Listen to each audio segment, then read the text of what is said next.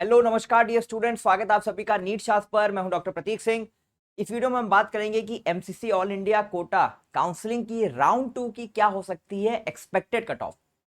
अब expected cut off बताने से पहले कुछ डाटा है जो आपके साथ शेयर करूंगा मैं, और इसी के बेसिस पर हम एक कैलकुलेटेड गेस करेंगे कि क्या पॉसिबिलिटी हो सकती है एक्सपेक्टेड कट ऑफ की। ध्यान से देखना, एमसीसी राउंड 1 की कट ऑफ एनालिसिस है 2023 की और 2024 की। 2023 यहाँ है, 24 यहाँ है। जनरल, ईडब्ल्यूएस, ओबीसी, एससी और एसटी, यहाँ पे सारा का सारा डाटा आपके सामने है। आप चाहो तो इसका स्क्रीनशॉट भी ले लेना।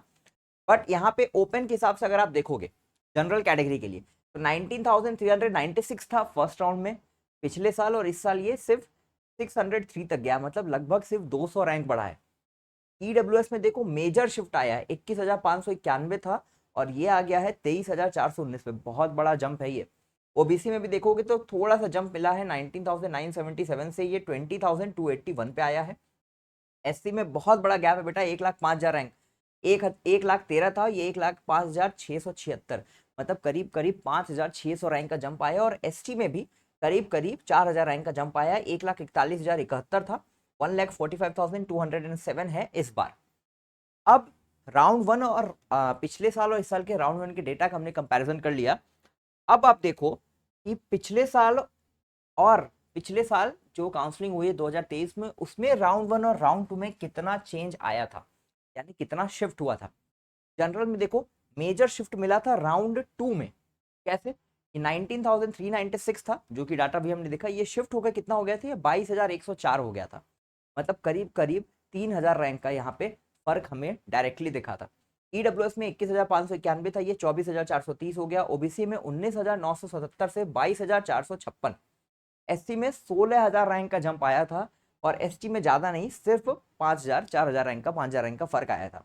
तो इसी दोनों डाटा के बेसिस पर अगर हम एक गेस करना चाहें या एक कैलकुलेशन करना चाहें कि राउंड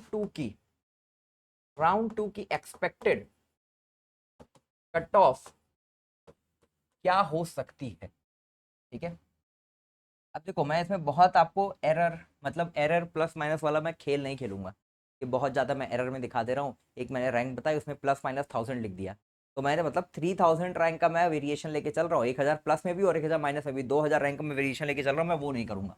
आपको मैं एक सीधा साधा फिगर लिखूंगा आपके सामने। देखो, जनरल, ईडब्ल्यूएस, ओबीसी, एससी और एसटी। जनरल में ये जाएगा 22,800 पे, ठीक है, 22,800। ईडब्ल्यूएस में ये जाएगा करीब करीब 24,500 तक, ठीक है। ओबीसी में बच्चा ये क्या जाएगा, ओबीसी में ये आपका जाएगा 23,000 के करीब, ठीक। एससी में आपका जा सकता है 1,18,000 के करीब, ठीक। और एसटी कैटेगरी में जा सकता है 1,48,000 के अराउंड, ठीक है।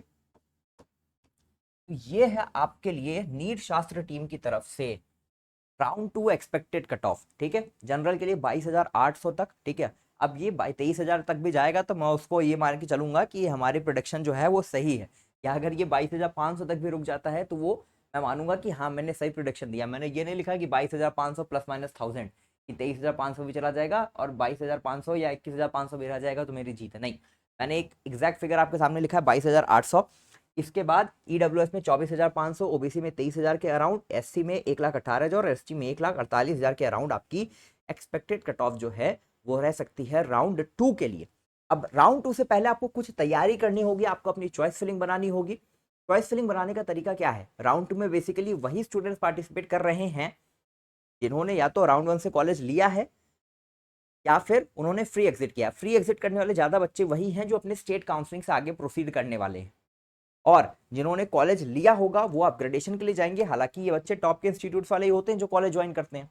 मोस्ट स्टूडेंट्स यहाँ पे वो हैं जो अपने स्टेट के कॉलेज या तो उनको नहीं मिल पा रहा है वो यहाँ पे पार्टिसिपेट कर रहे हैं, या स्टेट काउंसलिंग में कई बच्चे ऐसे भी जिन्होंने बहुत सारी गलतियां की होंगी, क्या पता उनका वहाँ पे सिक्योरिटी मनी फोरफिट भी हो गया हो, तो उस वजह से बच्चे राउंड 2 की तरफ देखते हैं। तो राउंड 2 की चॉइस फिलिंग करने से पहले बहुत चीज़ों का आपको ध्यान रखना है। कॉलेजेस के बारे में सटीक इन्फॉर्मेशन रखना, कॉलेजेस के बॉन्ड के बारे में इंफॉर्मेशन, फीस के बारे में इंफॉर्मेशन, इंफ्रास्ट्रक्चर और सारी चीज़ें। ये आपको स्टेप बाय स्टेप करना पड़ेगा। इट्स अ लॉन्ग प्रोसेस जिसमें टाइम लगता है, एनर्जी लगती है, एनालिसिस और रिसर्च लगता है।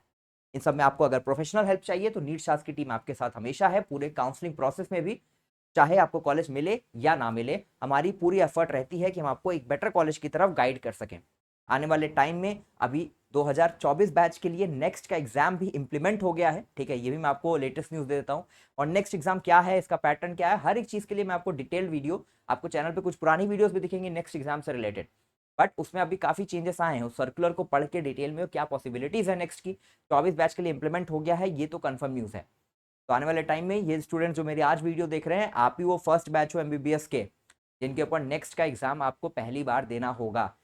24 में आपने नीट के एग्जाम में इतने जो आई वुड से इतनी जो प्रॉब्लम्स फेस की हैं, ठीक है, पेपर लीक होने से लेकर 3 बार आपके रिजल्ट आने तक, और नेक्स्ट एग्जाम भी 24 बैच से इंप्लीमेंट हो रहा है। Congratulation so much. अब ये हो सकता है आपके लिए बहुत ज़्यादा अच्छा हो, या ये भी हो सकता है आपके लिए बहुत ज़्यादा बुरा हो। आने वाले टाइम में आपको इसके बारे में पता चलेगा। फिलहाल के लिए अपनी काउंसलिंग पे फोकस करिए, मेरा मकसद आपको डराना नहीं है।